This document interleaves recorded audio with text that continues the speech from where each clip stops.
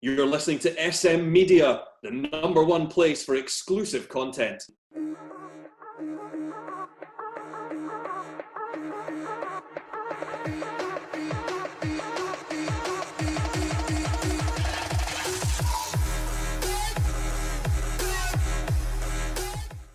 Hi everyone, and welcome to the latest episode of the Scottish Football Show right here on SM Media. I'm Scott McPhee, delighted to be your host as always. We're missing Rory and Shankers this week. They're not going to be on the show tonight, but we have Mark Wilson with us, fresh off his first victory of the season with Stuart United. Wilson, how are we? Aye, well, first of all, I just want to say a big shout out to Rory Loy, who's serving a 1 week suspension after his praising of Celtic last week.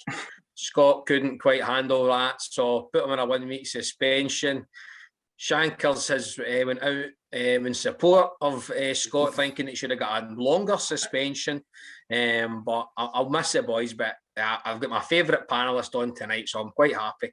Brilliant. The only referee that Wilson doesn't think is part of the establishment, Charlie Richmond's on. Charlie, how are we? I'm very well, Scott, very well. And maybe that's a privilege that I should share with Mark, with the rest of my colleagues.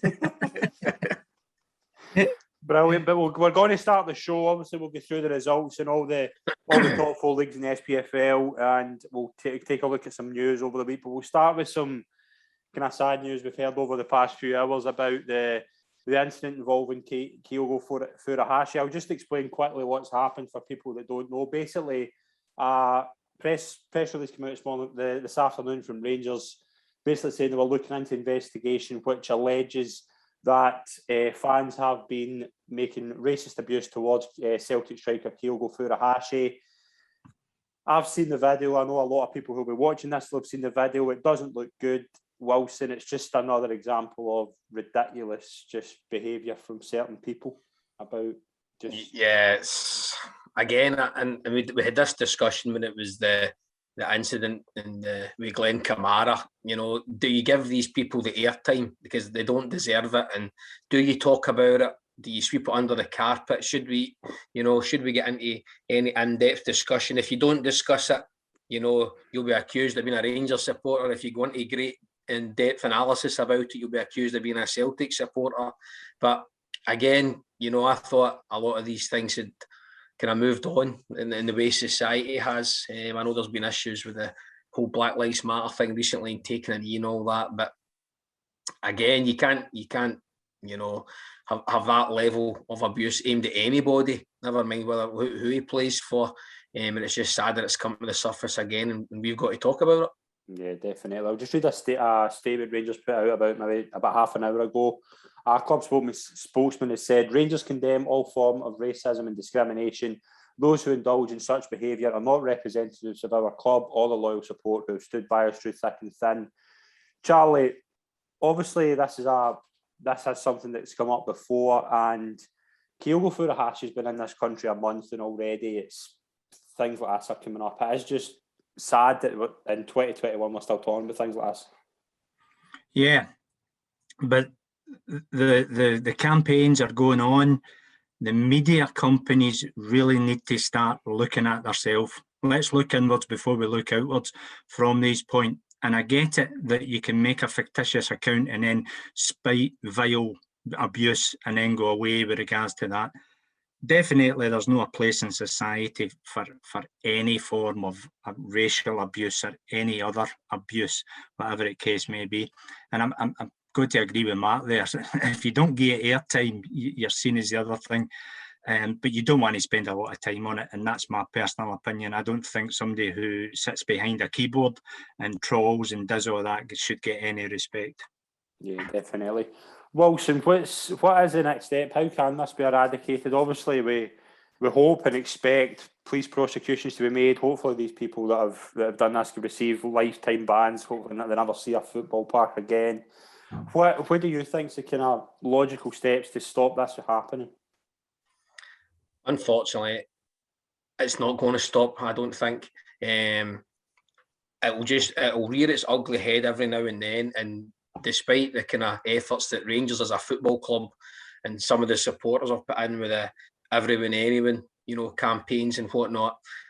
And I'm not just this isn't just about Rangers now. This is about society in general and every team. And I just don't think it will ever change, unfortunately. And I don't matter how much money they throw at it, there's always going to be a minority of people that are not going to follow it now. And again, and I would say this if it was the same, if the fixture next Sunday was at Parkhead, next Sunday and the subsequent Sundays at Old Firmgates, all you're going to hear is 90 minutes of songs that you could be deemed out of a sectarian element. Now, is there any difference between racism and sectarianism? And that's unfortunately just the way it's going to be. Yes, and I know people maybe go to Ibrox or Parkhead and do it for those 90 minutes a season and then don't even think about it the rest of the time. But obviously, within all sections of support, there's an element that this is just going to rear its ugly head, especially when things are close. I think if one team was so far ahead, of the other, then it probably wouldn't happen. And I'm not just blaming Old Firm fans here.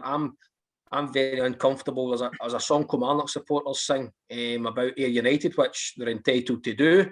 But some of the words in it now, they are racist words, but they're not meant in a racist form. But you just can't do that now. These songs just can't be sung now. And I was having this conversation actually this afternoon. In Scott, you made a great point on our chat about television programmes and Ant and Dec and all these guys that come out and apologise for things they've done previously. I was watching Only Fools and Horses the other day, and it came out on the channel saying that there may be some jokes made that are of a racist element or something, blah, blah, blah. And they're now cutting jokes out from television programmes 40 years ago. Now, they're obviously not meant at that time, but there was a lot more things acceptable then. Yeah. I think it's a big society problem. Yeah. And see if you look at who's making it, I think the majority percentage of these people are younger people. I would reckon, and I would go and say that they're probably late teens, early 20s, who they don't know how to communicate. They've been brought up with hiding behind tweets and so forth. And I would guarantee that that's the majority of things that is happening. And please take this in the content that it's made.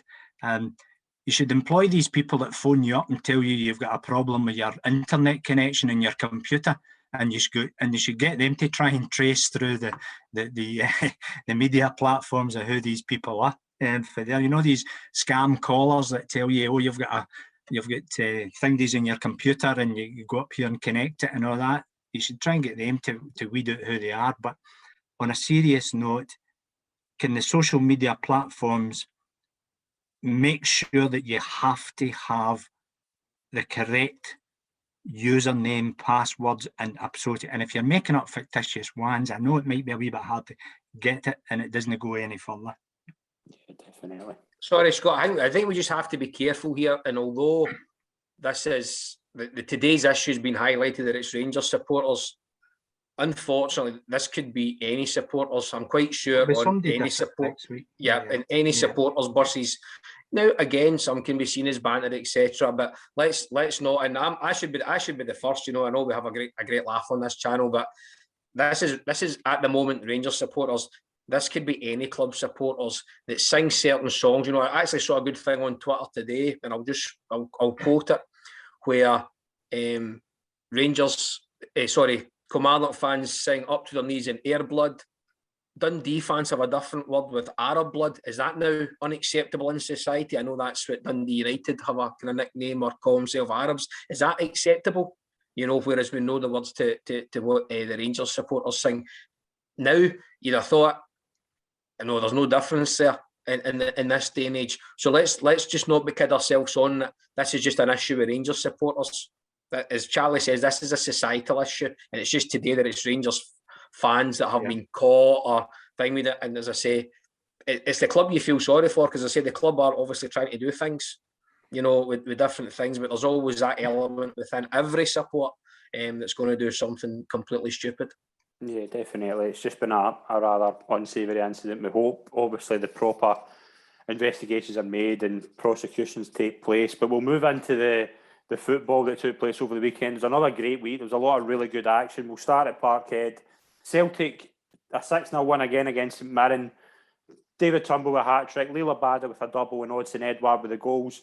Wilson, it was just relentless from Celtic from the minute go. When Ange Postecoglou said at the start of his managerial run he wanted to go from the first to final whistle, the players are doing that for him just now. They're playing some excellent football and they're scoring goals, and that's two things they weren't doing last season.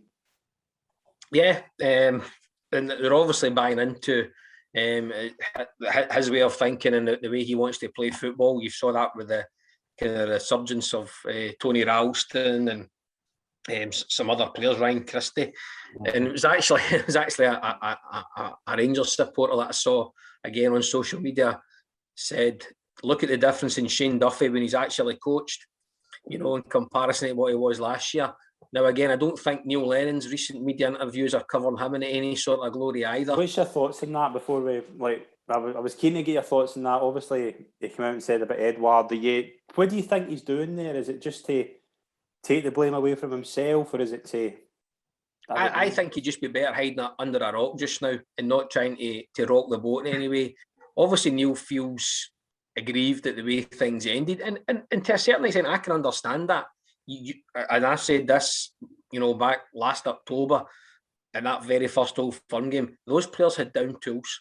They had down tools for that manager. Now, again, we don't know what goes on the inside. Yes, he was successful first time around, kind of very successful second time around, but those players, under Neil Lennon, had down tools. Now, Neil Lennon's obviously got a gripe with someone, and I would rather he just come out and said who it was. Ran bits and pieces. He's now, everyone's getting the blame, except himself, which I find bizarre. And as I said that in the chat last night, is he trying to write a book or something about last season? Is he trying to sell books? Because that's what it sounds like now with this whole blame culture. Now, again, if what we're led to believe in the press, the likes of Ayer and Edouard were promised moves and that didn't happen, I don't think that's Neil Lennon's fault. Neil Lennon doesn't decide, no, we'll keep Edouard and we'll keep Ayer. If suitable bids come in for these players, which they probably did last year, because not last year, the year before, they played very, very well, then it's up to the club, not Neil Lennon, who decides who gets transferred in and out. We saw that with some of the signings. He's come out and said, like, the likes of Barkas and all these diddies, one of his signings. So if the player's coming in on his call, surely the player's going out isn't his call. So I would like Neil Lennon to do a proper interview and just say, this is what happened, rather than all these kind of wee bits and bobs. Now, again, it's obvious from a punter's eyes and our eyes, Edouard had down tools last year. Absolutely no doubt, but he's obviously, and again, we spoke about this with some of the Rangers players as well. Are they trying to put themselves in the shop window for the next week, by kind of upping their performances? Because, 6 months ago, you wouldn't have got £1 million for Edouard, and now all of a sudden he's scoring a few goals, looks to be enjoying it again. So, are you been impressed with the way they've played the last couple of games? Who's kind of been standing out to you, Wilson? See, to be honest, the tempo they play at makes it enjoyable to watch. And again, I know we spoke about playing at the first minute to last. Every single manager, from kids football to Bayern Munich is going to say things like that. But as I say, the style of play is different. It's good to watch. But again, I always hark back, and I know you have a go at me in the chat quite a lot about it. Like, these are pretty much the same kind of players that Neil Lennon had. And so the players obviously have all the power in terms of, I don't know if I'm going to play well this week, to show up. But obviously, fresh blood always helps a team as well when you've got the new signings, Abada and Kyogo coming in. So it is impressive to watch. But what I would say is, with the greatest respect, Alkmaar's a fantastic result. I know we're going to touch on that later. They've beat St Mirren and Dundee at home, and they've beat Jablonec in Europe. The Old Firm game comes at the right time for them. No, because, and I know you can't, it is the biggest game in the world for me, and I know you can't kind of decide when they play it, but I always hate how they've both got away ties in Europe on the Thursday to then play at 12 o'clock on the Sunday. And I know we're glad to be in Europe and whatnot, but I just feel, if they had a week to prepare as such, you might get a higher level of match, because Celtic have played a lot of games, and some players, as much as, You know, Postecoglou said first minute to last minute, players get tired. Well, unless you're Callum McGregor, who plays every game for club and country. So I hope kind of tiredness, travel, fatigue, etc., doesn't kind of affect the game on Sunday. But it's definitely one looking forward to give for Celtic to try and give Rangers some sort of challenge this year. Yeah, definitely. Charlie, what's been your thoughts on Celtic so far? Obviously, a big result, big performance on Saturday, getting the 3 points and 6 goals. Are you impressed with the way they've kind of upped their game in the past few weeks? Yeah, I think it all comes from the training ground. I think the word coming out of Lennoxtown is the training is a lot more high intense. It's a lot of short, sharp intensity stuff, and you see that, and that's how that Postecoglou wants to play, high intensity, moving it from that point. I remember Neil Lennon saying that we were getting the ball forward too quick sometimes, or things like that. He wants to take it for there. Going back to that point, maybe just a case of Neil Lennon keeping his face in the media for jobs that are coming available. So managers have got to think about that as well. But I think the biggest thing nowadays is agents' impact. Agents can have a lot to say on what happens, and they can feed their pals in the media wee stories, and that can get changed in all regards to that. Yes, Celtic have started very, very good, but let's know, and they've blew away a decent Dundee team. St Mirren went down to 10 men early. Mark, you'll probably relate to this better than what I can. Turning up without your manager, that can sometimes have an influence as well. The number 2, not used with being the main man, passes on the information with regards to there. But the style of football, yes, Celtic have had the ground running.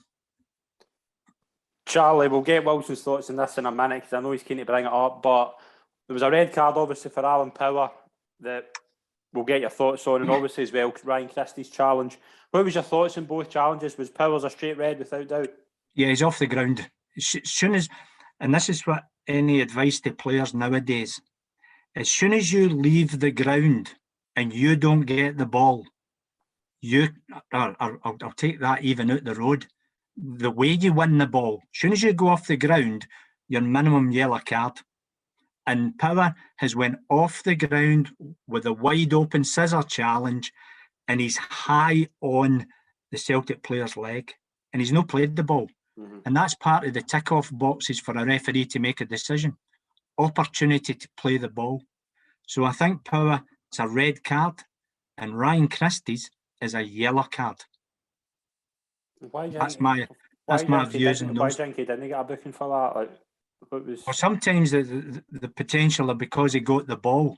Right. But I think it's the way he's went in to get it.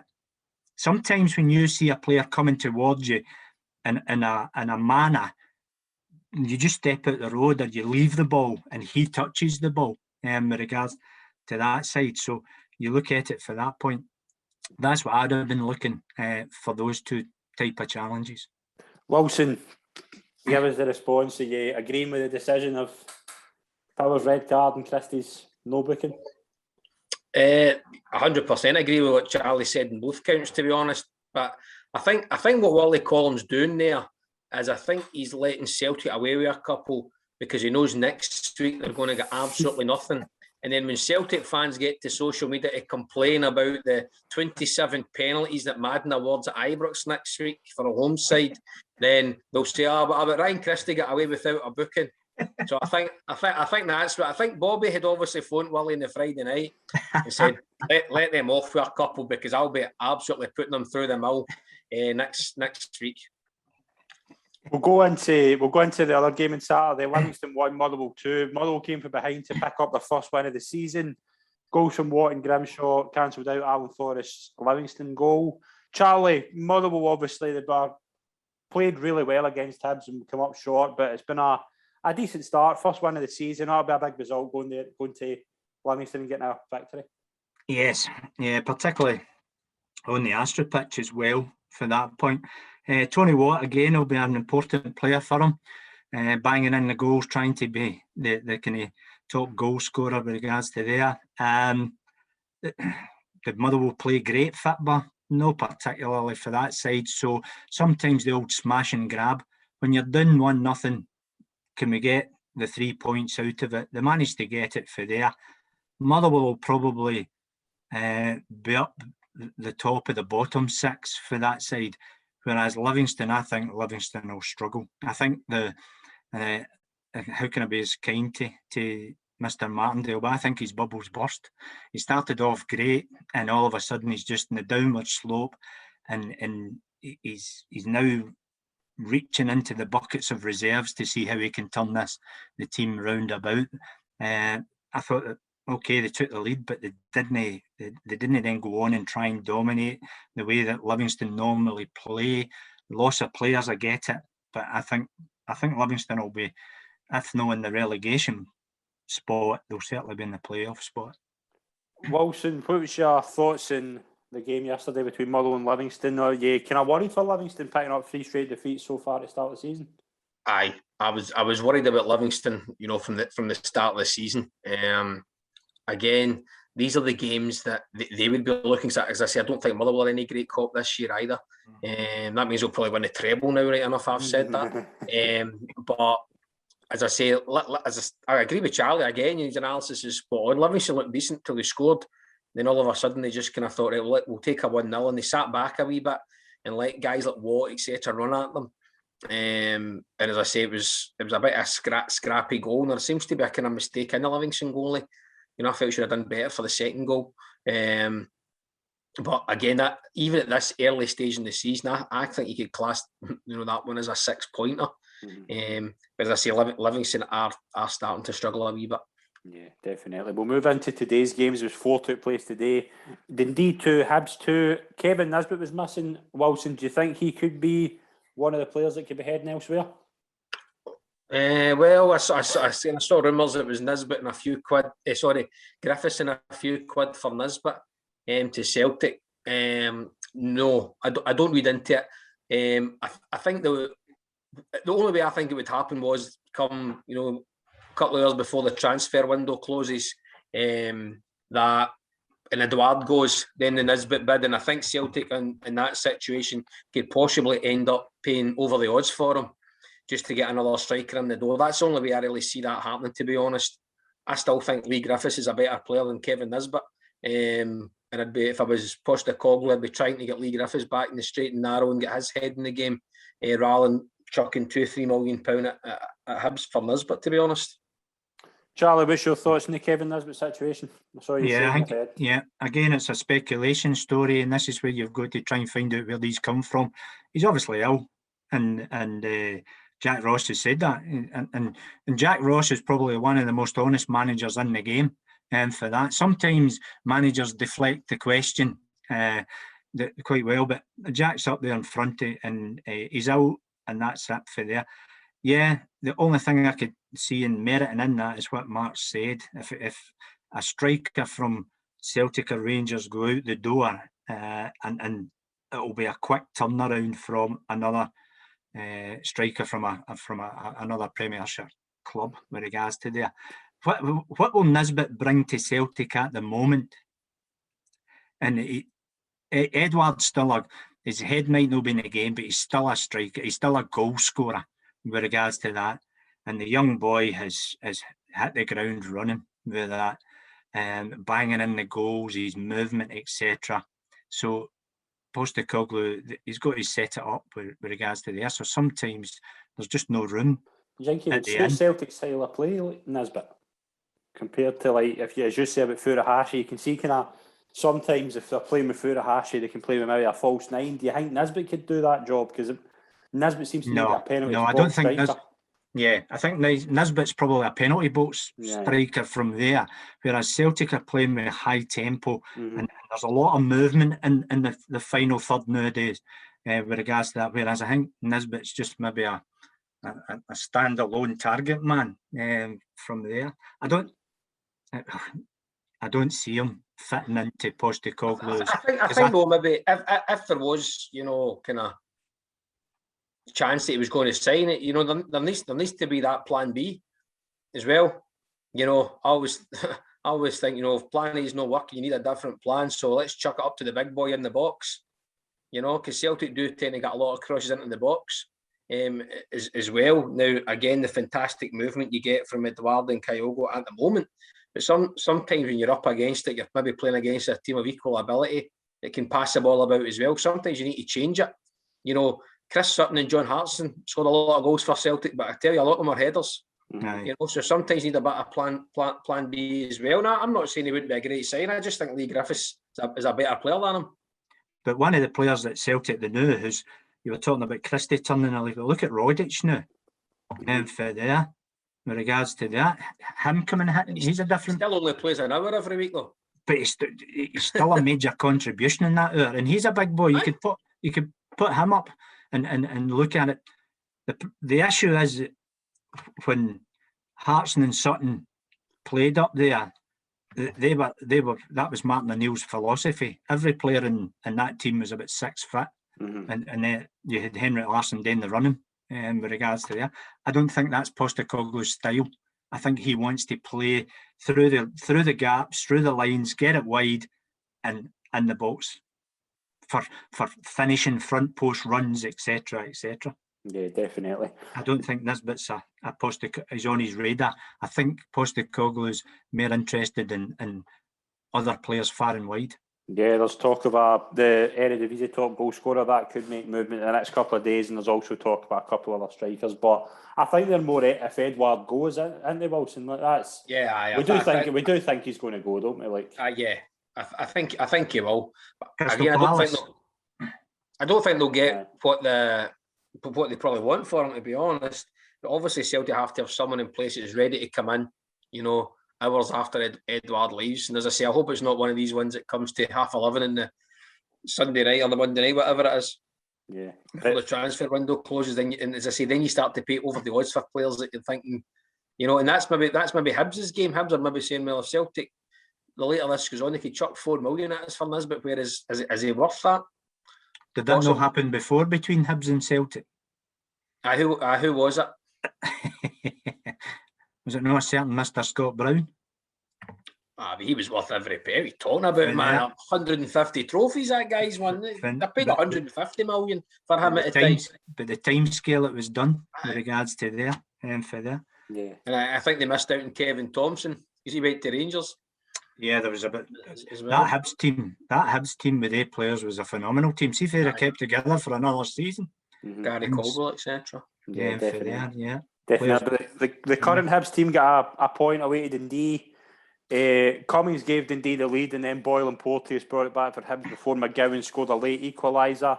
Charlie, it says a lot about Dundee's character, going to Parkhead and getting demolished and then picking up a point against a team who are really on top of them for a large portion of the game.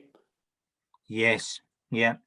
And I think Dundee's home form, now they're not going to get judged in a way that the result away at Parkhead and away at Ibrox. You could probably turn around and, not publicly, okay, but James McPake will say, right, I'll write that game off. Right, guys, a bit of what we're saying about Livingston. This is what we need to do, and we need to match it with regards to there. And Dundee have done a good bit of business by bringing in experienced players, for that.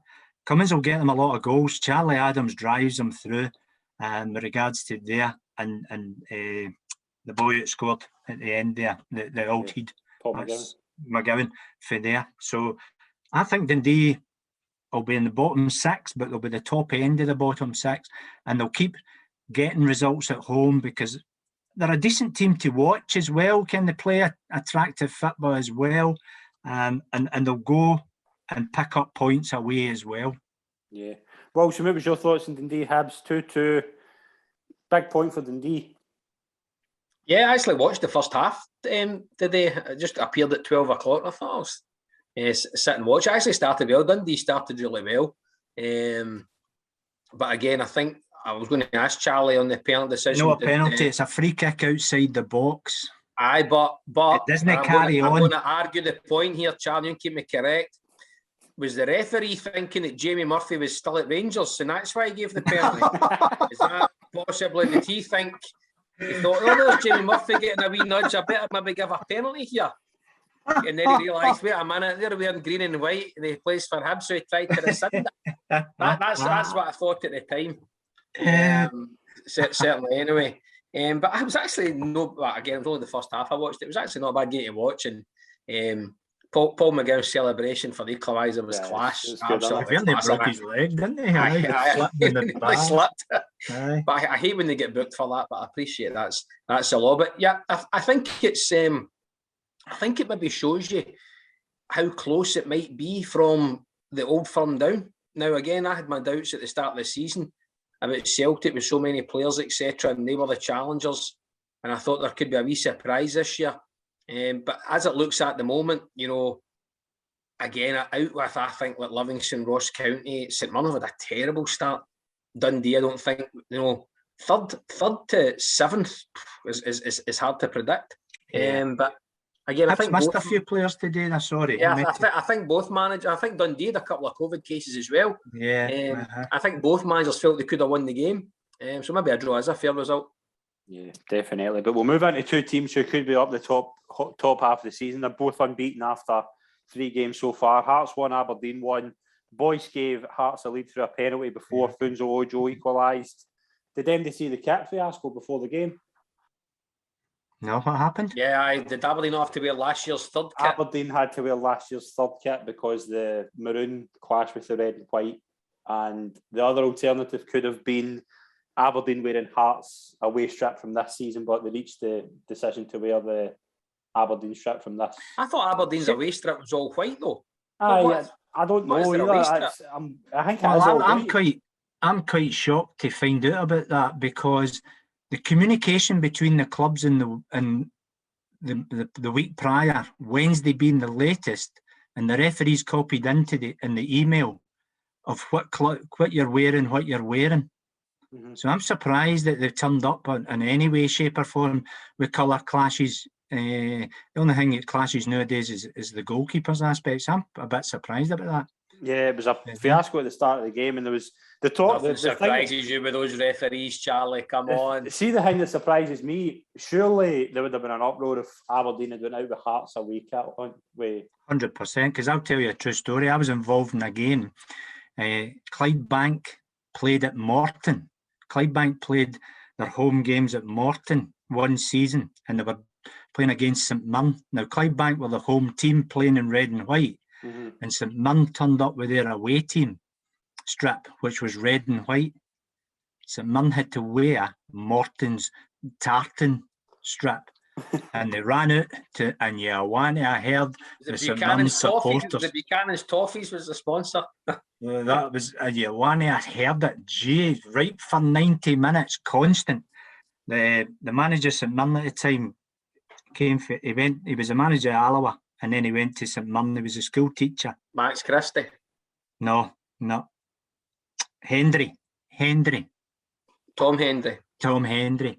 And he was saying, he says, I'll take the flak. Don't worry about it. You're thinking, all right, on you go, pal. Hilarious. But nowadays, that's what happens. You get the email between the two kit men, and that tells you what you're wearing. Yeah, so it definitely shouldn't happen this day and age. Yeah, it shouldn't happen. It shouldn't happen. But both sides got a point. Wilson, frantic game, probably a fair result at in the end. So I got some background interference here. So what was your question, Scott? I'm saying both sides are picked up a point. It'd probably be a fair result in the end. Yes, as I say, I think those two in Hibs, they'll be the ones challenging for third place. As I say, I heard there was a kind of raucous atmosphere as well. And I think there was an incident at the end of the game with Nielsen and Brown. As I say, I haven't seen it yet, so I don't want to comment too early, but I'm sure it was Robbie Nielsen's fault. Charlie, did you catch what happened between Nielsen and Brown? It just went up at this is another thing we're talking about as well. Why do we bring everybody to shake hands at the end of the game? Nielsen went up to shake hands with the officials. That's why if you watch Robbie Nielsen, every time he goes onto the park nowadays and he goes on to shake your hand, but sometimes he can have a snidey remark, and that's what's happened.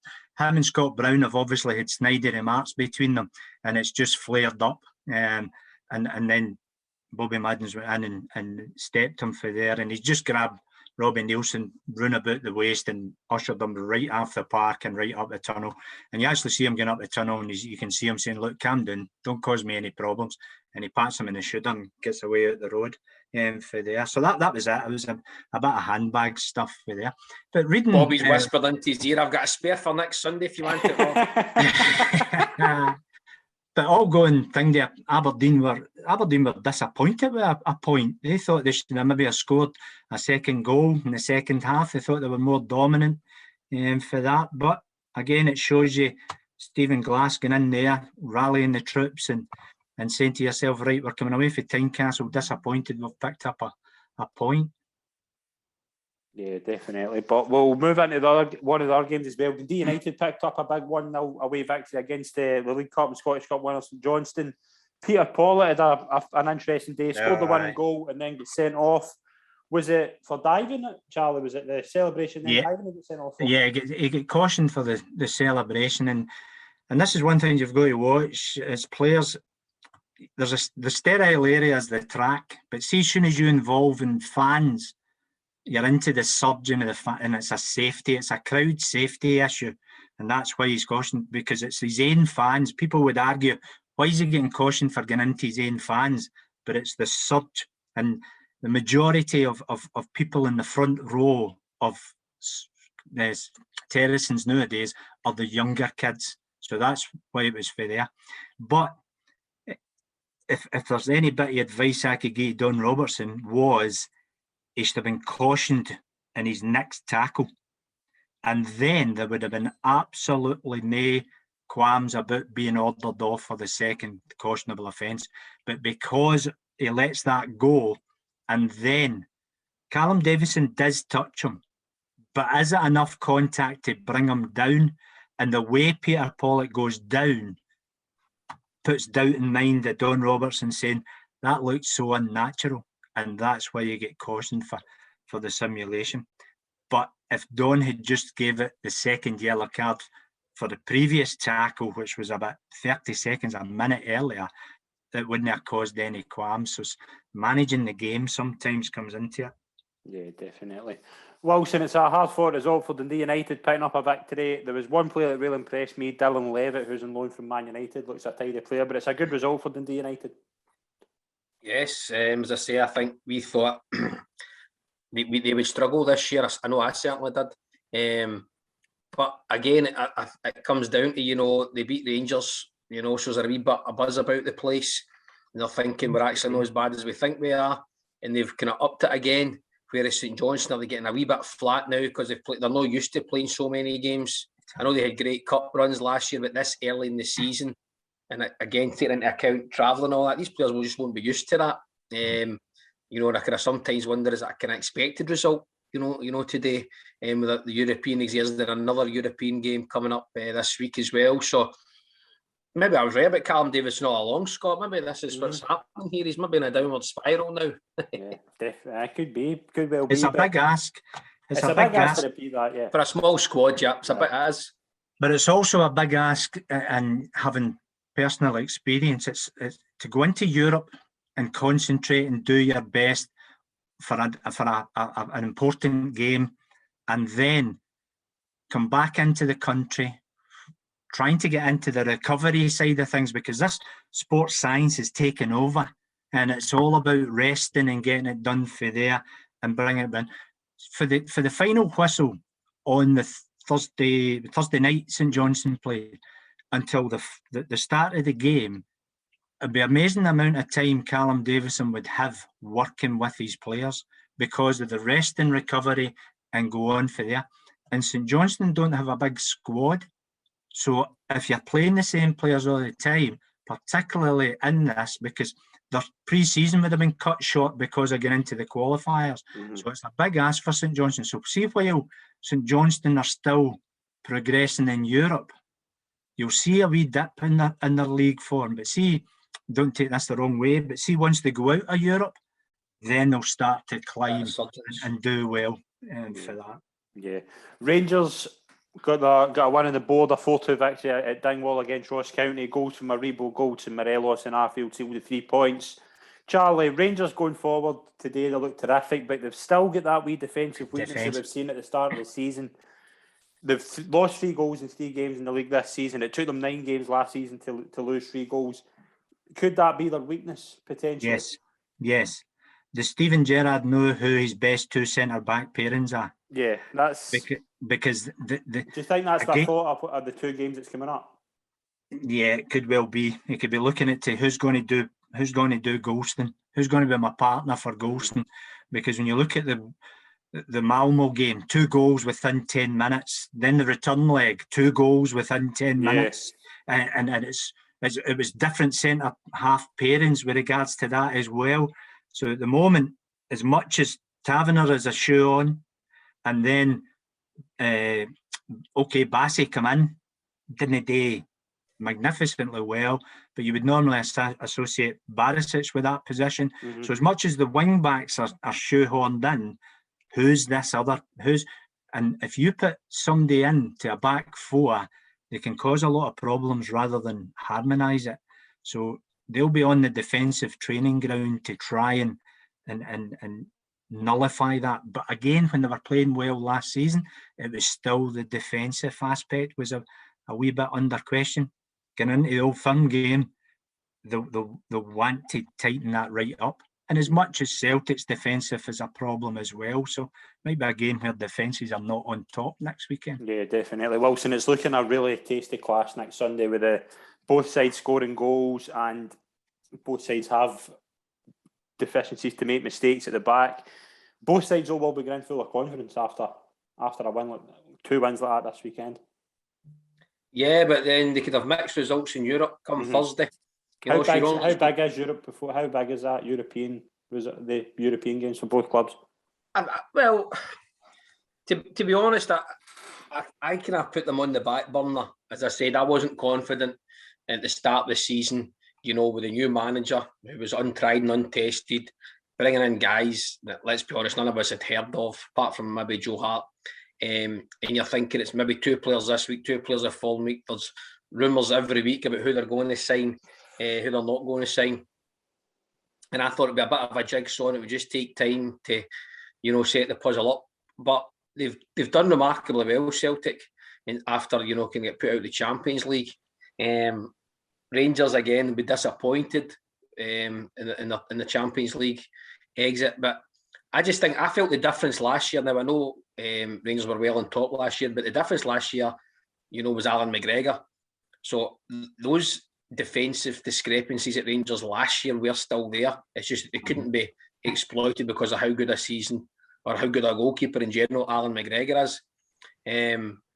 Celtic again, Charlie's right. You look at those names in paper and you think, I would love to be playing up front against that, that defensive line.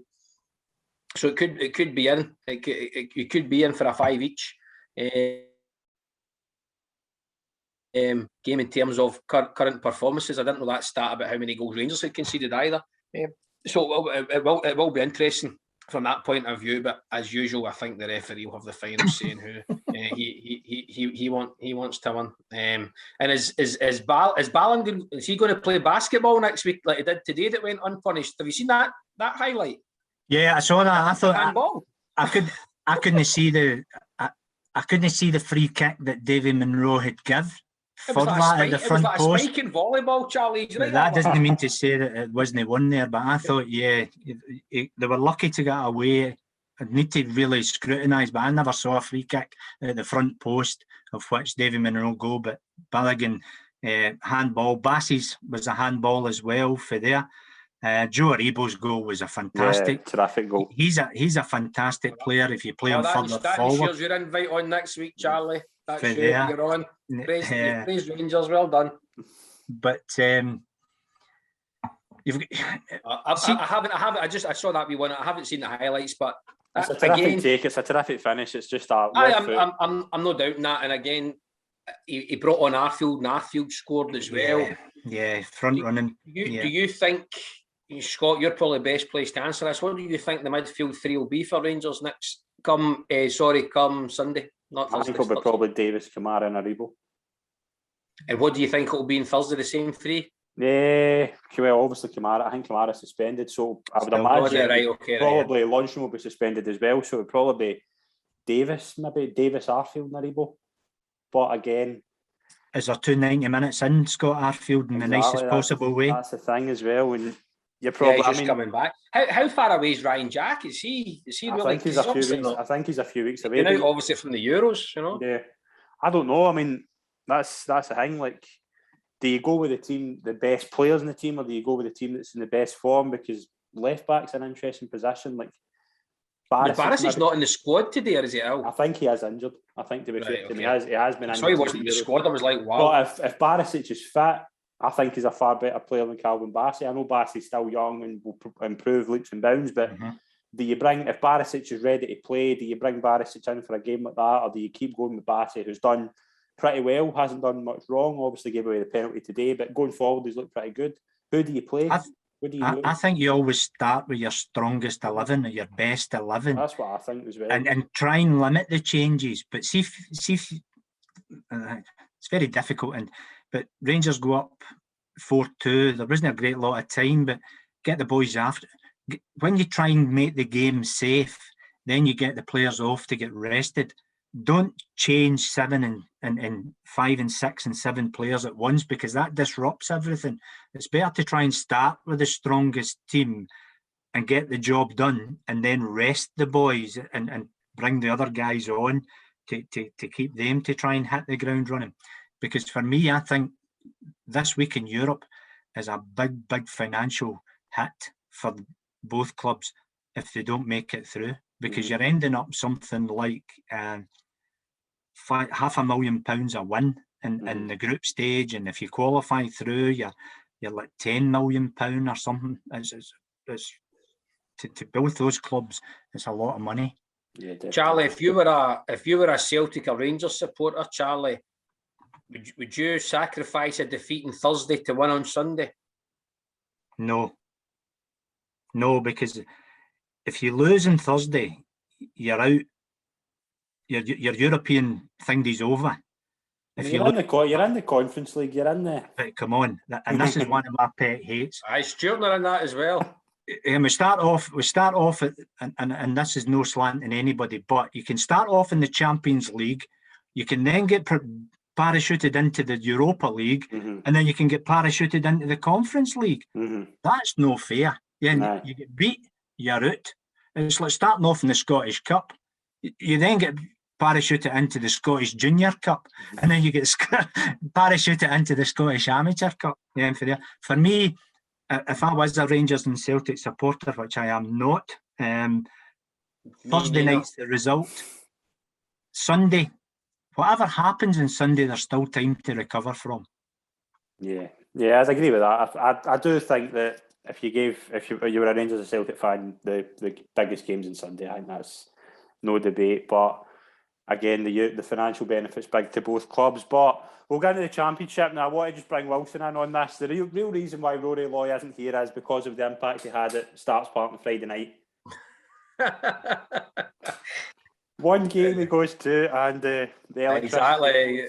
Shankers was right. He started talking to the floodlights and he switched himself off. It's interesting though, because I wanted to touch on this with Charlie. What's the situation there? Like, obviously it was the safety official that makes that decision, but see if that game was behind closed doors, would that game have carried on? No. I'm just thinking as well, because it was a supporter safety thing. Supporter safety was the reason it was postponed, but I don't fully understand the situation. What I'm imagining happened was that both lights went out in both stands, and it caused the game to be postponed. But does the referee get a say in that? Oh, aye. Yeah, they would come to the referee and say, look, we've got a problem with this and that aspect of it. And as much as referees and that, we keep talking about player safety and that aspect of it, you've got to think of the safety of everybody when you're looking at that side of things. Now, the safety officer, it's a bit like I don't know if they have it in the Championship, but they usually have an SPFL delegate at the games, and they're there as the representative, so there would be communication between that. But when it becomes a safety issue, I would assume that every referee would take a step back and be guided by the club's safety officer, and you would look at it from that point. Now, if there's a difference of opinion with regards to that side of things. All right, we're not worried about the supporters. We'll carry on and play the football. That becomes a bit stupid with regards to there. So there's certain things that happen and you go through. But ultimately, when you hear the word of safety, the referee then takes his common sense to step back and then let the people decide from that. On the park, the club safety officer would then he would step back and take the advice from the referee, and that's why the match would be postponed. But when you look at it for that point, and another thing as well straight away is they would ask, how long is this? What's the chances of being recovered in such a period of time? Because then, as much as you could, half an hour, or if it was a Saturday afternoon, an amateur, well, no, it wouldn't happen, an amateur game, but another game, and you were thinking, right, 4 or 5 o'clock, right, okay, we're going to be delayed for an hour, so that's no a problem of being 6 and 7 o'clock. But when it becomes into 11, 12 o'clock, how do people get back, the transport? So there's that whole thing, you've got to look at it for that point. So the referee would have a say, but he would then take cognizance of the safety issue of it. Yeah, definitely. But Wilson, Kilmarnock are joint top of League One, Inverness, a 2-0 victory against Hamilton, who have a new manager, Stuart Taylor. Scott Robinson with both goals. How impressed were you with Kilmarnock yesterday? Yeah, it's another fantastic result. And when you go and try and win leagues, you've got to go to your nearest rivals and win. And that's exactly what Kilmarnock are doing. I thought Hamilton would, again, after coming down from the Premier, would be one of the ones that would obviously be fighting to get back up. So going to Hamilton Stadium, let's get 5 different names. I was going to call it Douglas Park. It's a great result. It sets up nicely for, I don't know what it's called. Kelly home to Inverness next week, who are as well undefeated. So I say, and I know we have a good laugh on here, etc. But I'm very confident that Kilmarnock will win that league. I'm pretty confident. I think the signs they've shown weren't at their best. I wouldn't have thought against Hibs last week, which was quite disappointing. But when they've come up against opposition in the league, they've certainly dispatched of Hamilton, who will be up there and challenging. So it's all looking good just now. I thought Scott Robinson actually looked a bit rusty last week against Hibs, so maybe that's what it was, and he's come on and scored yesterday. So still full of confidence, but big game against Inverness next Saturday. Yeah, definitely. We'll go through the results in the Championship. Wraith and the film was all postponed, as we mentioned. Arbroath 3, Partick Thistle 1, Hamilton 0, Kilmarnock 2, Inverness 1, Ayr 0, Morton 2, Queen of the South 3. Wilson, your pal Dick Campbell, what a result for him. 3-1 against Partick Thistle. That's a tremendous result for Arbroath. Yeah, that is a good result. But what I would say, Partick have started well as well, but I don't think any team's going to enjoy going there. And I think that's where, Arbroath can pick up some points. That's them up to 4th, I think it is. Yeah. So as I say, it's good. It's good for Dick as well. But I say that's a scalp for me. I think I've good few people had the Partick in their coupons on Saturday as an away. But hopefully she start a better things to come to keep Dick in his job this year, because there was folk hounding for him to be sacked last year. Towards the end of the season, but well played, and it's beating one of Kelly's rivals, so that's always good as well. Yeah, definitely. Charlie, what was your result at the weekend in the Championship? I think it's hard to see by that with regards to there, because Queen of South Morton could have went either way. It did go in the last minute with regards to there. Ayr had gone up to Inverness Cali. Again, that could have went either way for there. But one of the things is Arbroath being the part-time club, and COVID is still hanging about.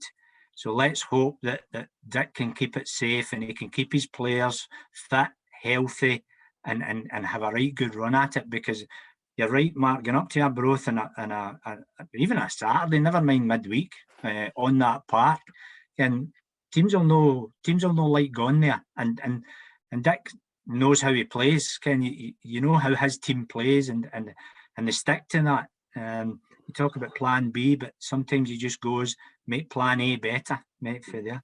I think Kelly's game there's been changed to a Friday night as well.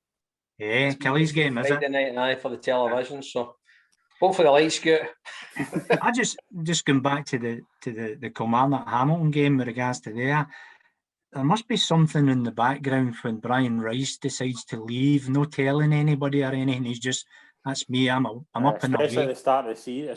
Yeah, because they've the season. stood by him, and he loves football. He's a passionate guy, so there must be something grumbling away there, or unless he's got another job.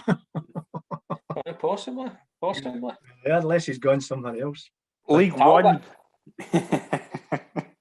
League One, Alloa 1, Queen's Park 1, Dumbarton 1, Cove 3, East Fife 0, Montrose 2, Falkirk 3, Clyde 0, and Peterhead 2, Airdrie 3. Wilson, Montrose and Falkirk joint top and 10 points. What was your result of the weekend in League One? I did have a wee look at it, and I think you would possibly say any of the away wins, but I actually think Alloa getting the point against Queen's Park maybe gives the rest of the league a wake-up call that, Queen's Park, can be beaten despite the money that they've spent. I think Cove are so far ahead in terms of personnel and whatnot. So I think Alloa's result at home to Queen's Park getting a point is probably a good point at this stage, because Barry's had a bit of a sticky start. Charlie, what was your result of the weekend in League One? Yeah, probably the same. Again, East Fife, Montrose going to East Fife, they're flying with regards to their. Cove, you would probably expect. Falkirk to beat Clyde, you would probably expect. Alloa everybody's talking about Queen's Park because of what they've done, moving to a professional club. And don't get me wrong, they've had a wee manager change as well. So sometimes that kind of stunts the growth for there. Montrose being at the top, that's you mentioned Montrose as well, Stuart Petrie. You've got to take your hat off to him, the job he's done there. Season in, season out. He's been there for a few years now, and last year he got a great result in a cup or something like that, if I remember rightly. Could have done that. I was on a coaching badge with him about 20 years ago when he was still. It was before he went to Australia and all that, and he was absolutely first class. Like even then, as a young man, he was first class. He's coaching and all that, so I'm pleased to see him doing really well. Yeah, definitely. Just trying to keep the consistency. He's trying to keep the consistency with it. He's trying to get him a bigger job. He did, I think he deserves a shot higher up. No disrespect to Montrose, but I think he deserves a shot higher up. Montrose are top, and then you've got Falkirk, who I believe are still full time. Yeah. Queen's Park are full time. And third, and Cove Rangers are full time in fourth. So and then you've got Alloa coming in. It's a stacked league, isn't it? There's a lot of teams in there who... Are Alloa full-time, though? No, I don't think so. No. I don't think so. But League 2, Albion 0, Arran 1, Elgin 1, Forfar 1, Kelty 1, Edinburgh City 0, Stenhousemuir 1, Cowdenbeath 1, Stranraer 0, Stirling Albion 3. Kelty stay top. Jamie Berzonis with a goal for Kelty against Edinburgh City. Arran are third now, the third one in the bounce. No, sorry, they go second. It was the third one in the bounce. Still an impressive result over Stranraer. Wilson, what was your result of the weekend in League 2? Unfortunately, I don't want to upset Jamie Hamill, but I think it was still an Albion's result, to be honest. Trying to go down to Stranraer, and win 3-0. The result sounds as comfortable as it was. So I would pick still an Albion. I think that's a good away win for them. Yeah, definitely. Charlie, what was your result of the weekend in League 2? I thought, looking at it at that time, Kelty beating Edinburgh City, because Edinburgh City were there or thereabouts. Yeah, they're probably promotion in that, and Kelty just coming into the league. Obviously, they've changed their manager, and young Kevin Thompson's coming in there and driving them forward with regards to trying to keep it going. Now, that's the big thing, isn't it? And Kelty trying to keep it going, keep the bubble doesn't burst for there. Annan up.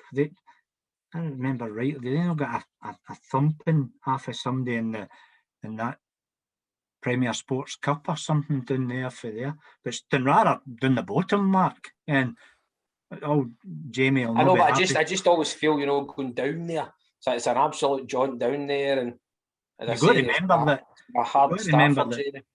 You've got to remember that the Stranraer players are doing that journey as well now. Well, that's true. That's true as well. So Just with my heart ruling my head, I'm a big fan of Jamie Hannell. So it's with my heart. I don't get it. He's a decent guy, nice guy, but you need to get results to get them off the top there. Because nice guy doesn't get you anywhere in football. It's a hard place. And if you're the home team and you're driving an hour and a half to get down there, it's a hard place. Yeah, we're going to touch on the Junior Cup and Thursday's show, the Scottish Football Show Extra, where we'll cover the Junior Cup, all the action in the West and things like that. But we'll move into the action that will take place on Thursday night in the Europa League and Europa Conference League. We'll start with Rangers' trip to Armenia to face Alaskirk. We've obviously 1-0 from the first leg. Alfredo Morelos with a winner. Wilson, it's just a case of Rangers trying to just see this out and try not to avoid another bad result in Europe. I think if they can, beat them with 10 men, I'm quite sure they'll be able to beat them with 11 men on the park. As I say, I think again it's the travel and all that, but I think Rangers should be pretty comfortable going there and probably go there and win the game actually, and just get through the tie. That's what all it's about at this stage. Just go there and get through the tie. And as I say, I think Rangers have enough within the squad, to probably go there and win the game. Not just rely on a 0-0 or anything. So I'd be quite confident Rangers going there, comfortable 2-0 for me. 2-0. Charlie, what are we thinking for Thursday night? You ever been as far as Armenia? Where's the furthest place you've ever travelled? The furthest place? I went to Kazakhstan. I went to Kairat Almaty. For there. They played... That was to watch Rangers with Bobby Madden. Just a trap. Went to Kazakhstan, went to who else? Who was it? Baku, Azerbaijan. For there. So I've been a few, and this is the funny thing, guys. And see, my very first European game abroad was to Midtjylland, and you think to yourself, oh, you're going to a kind of mediocre team. No.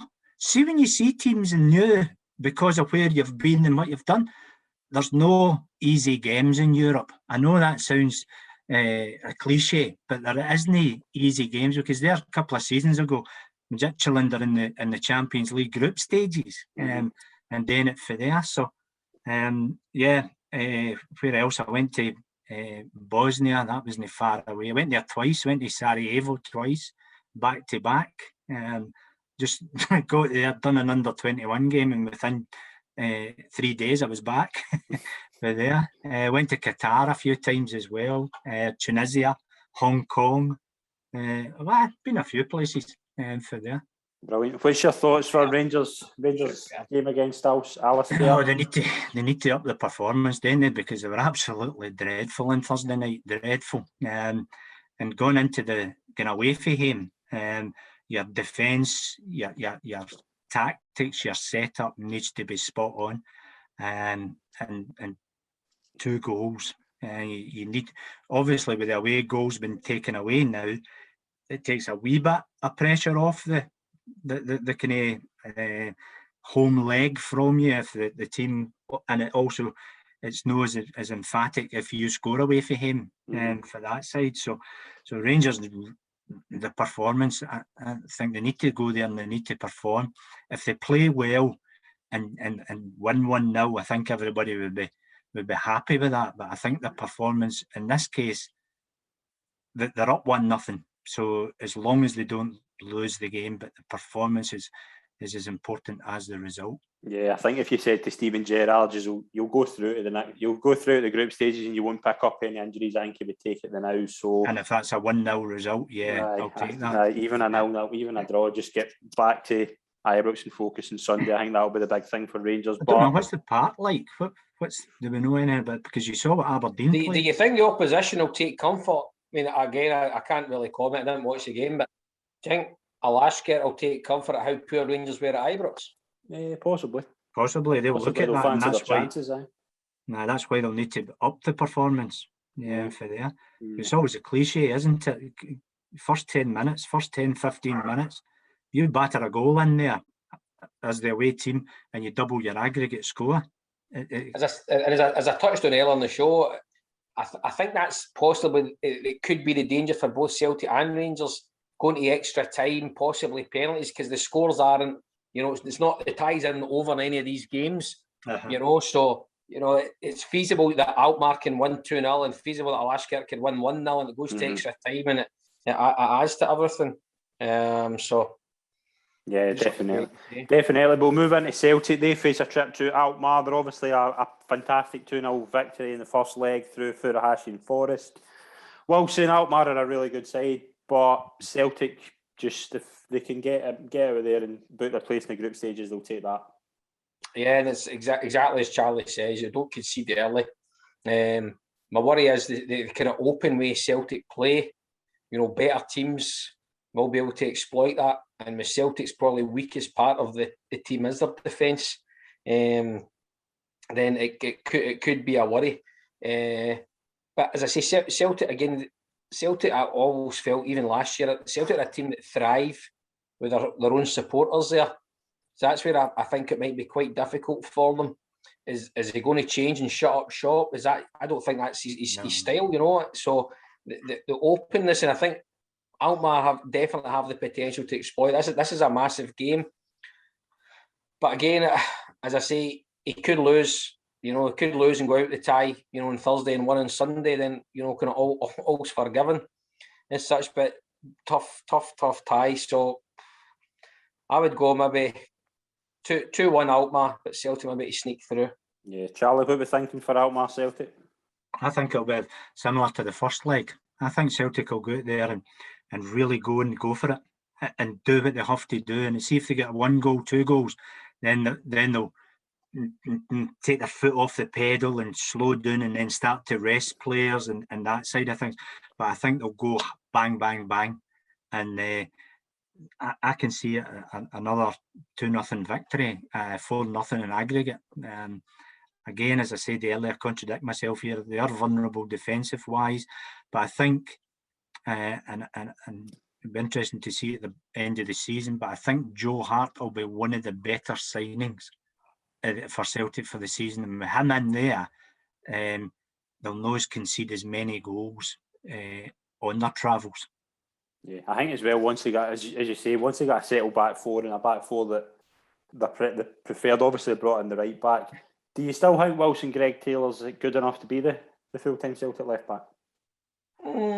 I do, because I watched him for a few years at Kilmarnock, and just where our season tickets are, he played obviously down there a lot of the time. I think he's good. I sometimes think his causes came from Kilmarnock sometimes, I think that affect him, and I think he's definitely one of the fall guys when things haven't been going right. Now, if you look at last season, when they were all very, very poor, it was still him that seemed to get it more than others, but at least he was trying, and so I feel sorry for Greg. If someone turned around and says, we can get you, Luke Shaw or one of these guys in, Greg Taylor would be number 2.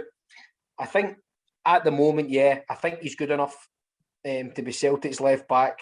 If Celtic were getting back to where they've been the last maybe 8 or 9 seasons and been well in front of the league and possibly get into the Champions League, then I think Celtic need to definitely strengthen that area. The ball and goalie experiment didn't work. There's been others that have come in and played left back, it didn't work.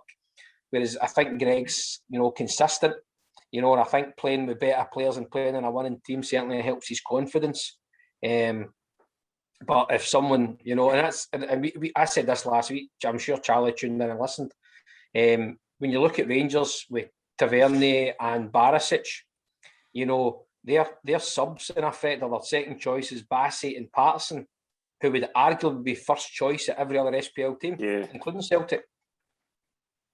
So as I say, I think Greg Taylor's good enough at the moment, but if Celtic have ambitions of winning the league comfortably or getting to the top of the league, going into the Champions League next year, then I think if there is possibly better out there that Celtic could attract. Sometimes you can be the fall guy of the success of the player before, because when you look at Celtic and the left back, there's one jumps to mind, Kieran Tierney for many years. What a player! and going in to try and fill that position, sometimes you don't get a wee bit of credit that you should get. And maybe that'll I'll have a hindrance on the young boy. Yeah, definitely. But we'll finish up the next two Europa Conference League games before we wrap up. Aberdeen versus Karabakh, Wilson. Obviously 1-0 to Karabakh from the first leg. Can Aberdeen do it if Pittodrie and book their place in the Conference League? I don't know. I was sitting thinking this before the show, and I was actually thinking, I wonder what the odds are of all 4 Scottish teams going out. You know, as I say, Karabakh are a decent outfit. And as I say, are Aberdeen, you know, out with, you know, Scott Brown. These guys used to playing so many games. A lot of the time, just also a very tough game at Tynecastle today. And that's, I feel I can see that as a 1 each in Aberdeen going out, you know.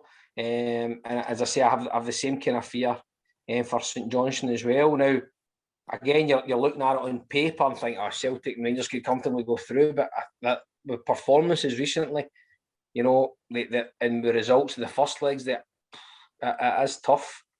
But I think Aberdeen could be the sticky one. I think that could end in a draw, 1 each. Okay, Charlie, what we got? Yeah, I think this will be the hardest tie because... So if you're a betting man, bet 5-0 Aberdeen, Charlie, if that's what I've predicted. So, money in Aberdeen. Yeah. Karabakh will come and absolutely spoil the game at every opportunity. And they'll bring time-wasting tactics. They'll bring that type of mentality to it. And Aberdeen can either do, obviously, 1 or 2 things, is get involved in a kicking match with them or try and play through it. But I think this will be a really, really hard tie. Might even go all the way, penalty kicks for there, because Karabakh will not come and open up. They'll come and they'll sit and they'll stifle, they'll time waste, they'll do everything in the locker. I think I can see that as well. 1 into extra time, sneak a winner. As long as Stephen Glass doesn't keep changing his team, changing 6 and 7 players, go with the settled team and take it for there. Yeah. And it's the same with St Johnstone. St Johnstone, I think they'll go and fling the kitchen sink at Lask and try and get through, because they'll going again, etc., etc. Because I remember the first time they went into the Europe, they had to charter a plane, which was about £120,000 or something, and they only got about 90,000 for qualifying. So they got it as a loss. I can't mind the exact figures, but it worked something like that. But they'll be still being a high from the previous round. You know what I mean? As much as they've came from the Europa League against Galatasaray. Galatasaray, yeah. Yeah, so they'll still be in a high. They'll be thinking, well, okay, we matched them for a period of time, and the quality is Lask the same quality as Galatasaray, you can argue. But on the night, I hope. It'd be interesting to see the odds of the 4 Scottish teams going through rather than going out. I'll take that bet. Yeah, it'd be interesting to see for there. But I think St Johnstone, I'd like to see them scraping through it by a difficult tie. It'll not be as difficult as the Aberdeen game, but here's hoping they go through. Yeah, by one goal. Yeah, I can see both teams going through. I think St Johnstone probably have they've picked up the best result out of the 2 teams in the Conference League in the first leg, going to Austria and picking up a draw. Hopefully the home crowd can see them through. I do agree with you, Charlie. I do think Aberdeen will find themselves really stifled against Karabakh, but as you say, if they can just avoid Karabakh scoring and get a goal, then it could completely change the ties. But I can see all 4 teams going through comfortably. I can really see. I'll take the bet with Wilson. I think all 4 teams could go through, but it's going to be interesting as well. We will cover the results of that on the Scottish Football Show Extra on Thursday night. We'll be getting out on Friday morning. We've also got a really busy week coming up on the channel. A lot of really fascinating interviews and videos that will be going out over the week. Wilson, Charlie, we're going to wrap up the show there. Thank you very much for coming on. As always, it's an absolute pleasure. Thanks very much, Scott, and good luck to all the teams in Europe this week. Yes, Scott, thanks for the invitation. Good to see you again. Brilliant. Thanks very much for tuning in, everybody. Please subscribe to our social media channels and follow us everywhere on our podcast and YouTube pages. We'll see everyone soon. Thank you very much for joining us, and we'll see you soon. Cheers.